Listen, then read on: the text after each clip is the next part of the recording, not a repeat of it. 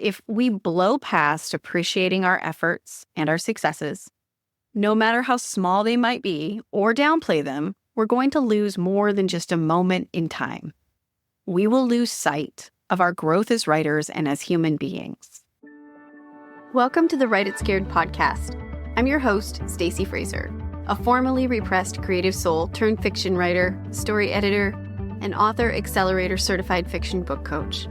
At Write It Scared, we tell the truth about why writing a novel is so hard by acknowledging that most writers grapple with two stories: the one they want to put on the page to the best of their ability, and the often subconscious internal story that prevents them from doing it. This show is designed to help you identify and rewrite the internal narrative holding you back while you discover and write the story you want to tell and learn all the tools to help you do that successfully. Join me each week for a new episode where we'll talk about writing to deepen our understanding of the craft and of ourselves as writers. Writing a novel is an inside job that we do not do alone. Welcome to Write It Scared. I'm glad you're here. Let's dive in. Hi, writer. Welcome back to another episode of the Write It Scared podcast. I'm your host, Stacey, and I'm so happy you're here. Today, we're going to talk about a mindset topic that makes a lot of us uncomfortable, myself included, and is about celebrating our own efforts and accomplishments when it comes to writing. So let me ask you, are you good about acknowledging and celebrating your efforts and achievements when you are in pursuit of a goal? If you're like many of the writers that I work with, the answer is no, not really. Hard no, sometimes. I mean, most of us, myself included, we've already got our eyes set on the next to do before we've really even acknowledged what we've just completed. Now, this might be a byproduct of our fast-paced lives, but sometimes we don't see our efforts or achievements as valuable and meaningful, and we should. Because those reasons for not celebrating can be damaging. And I want to talk about why, because we always have a choice when it comes to how we think and our intentions. And with every choice we make comes a cost. So if we blow past appreciating our efforts and our successes, no matter how small they might be or downplay them, we're going to lose more than just a moment in time. We will lose sight of our growth as writers and as human beings. We will lose the potential to increase our self-esteem, boost our mood, set a good example, and fortify our resilience for next time. We lose the opportunity to be seen, to inspire others, and let them participate in our journey.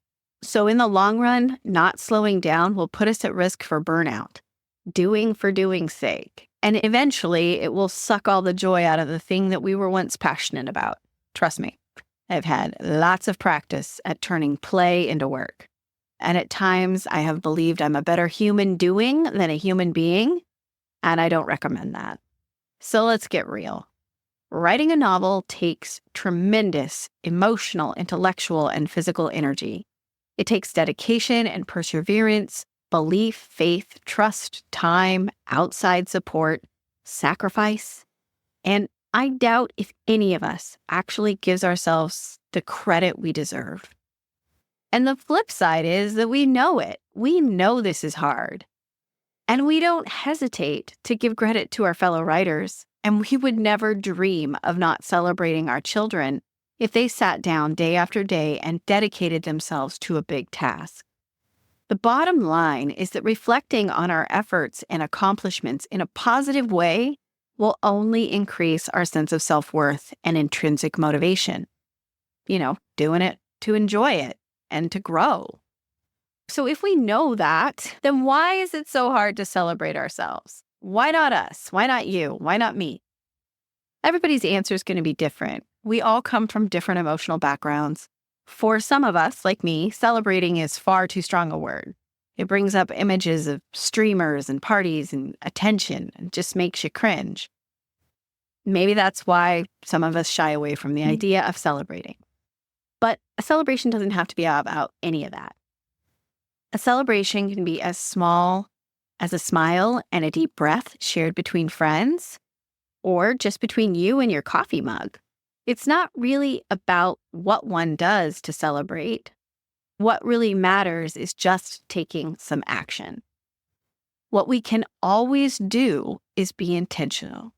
We can create a habit out of self-acknowledgement, and we can learn to lean on others to help us remember to do those things for ourselves. So, case in point, a few of my clients are finishing their first drafts and revision projects, and I had asked them how they plan to celebrate. And neither one of them took the question very seriously. One of them said, I'm going to have lots of ice cream, and the other one shrugged their shoulders. And I kind of smiled and I was like, yeah, that's not going to work. And they laughed and I laughed. And, my writers know they don't get off easy. They are going to do a self-assessment exercise during our wrap-up sessions. And this goes for both my clients that are in private and group coaching sessions.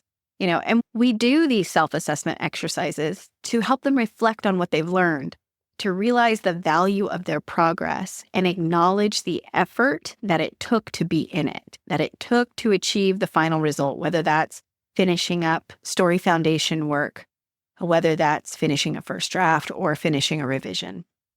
Now, none of my clients are shocked at this point because we do check-ins regularly, and not just about the project, but also about the process and how they see themselves changing during the experience. So the self-assessment is a tool that I use to help my writers slow down, freeze frame, if you will, and reflect with a lens of gratitude and compassion and pride, like authentic pride, as well as build in ideas for celebrating their accomplishments, both big and small.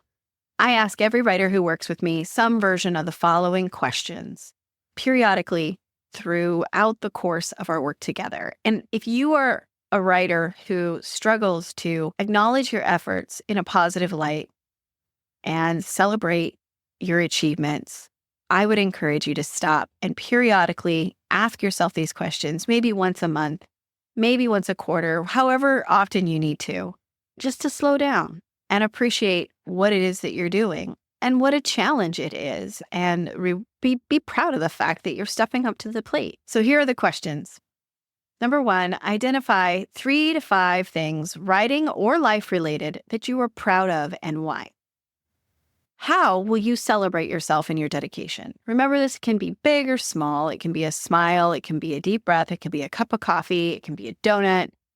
I tend to go for food-related rewards. It doesn't have to be huge, right? It doesn't have to be a party. What did you enjoy about the process? How did you feel about your ability to achieve whatever your goal was at the start of the process? And how do you feel now? What do you think went well?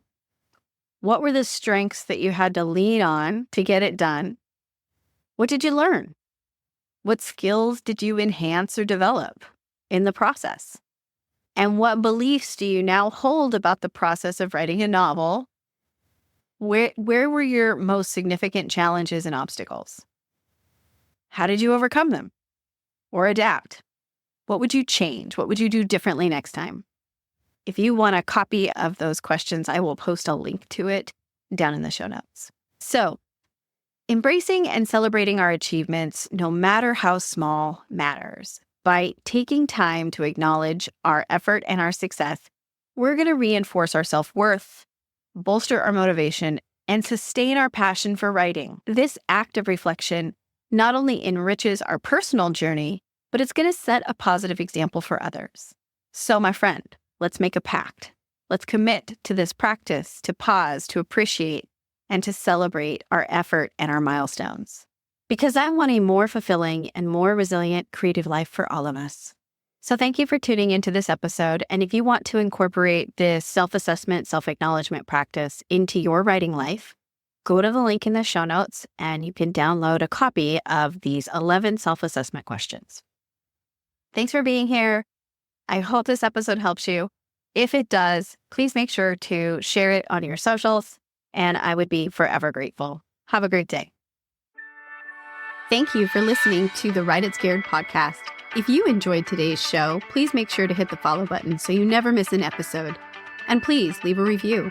Reviews help other writers like you find the voices and messages they need to hear to continue to write their stories. Let's lift each other up.